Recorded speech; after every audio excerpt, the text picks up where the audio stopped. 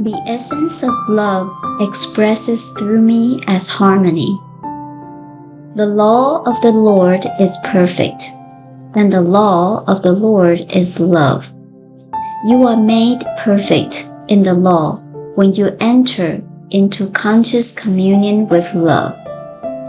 It is only through love that the law can fulfill itself in your experience, because love harmonizes everything, unifies everything.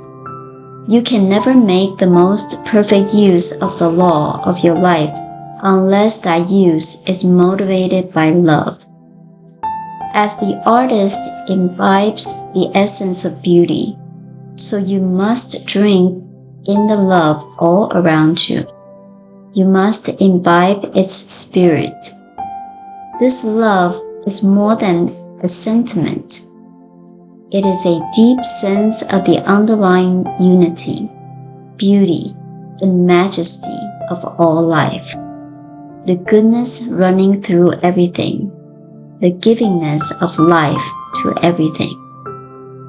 Today I bestow the essence of love upon everything. Everyone shall be lovely to me. My soul meets the soul of the universe in everyone.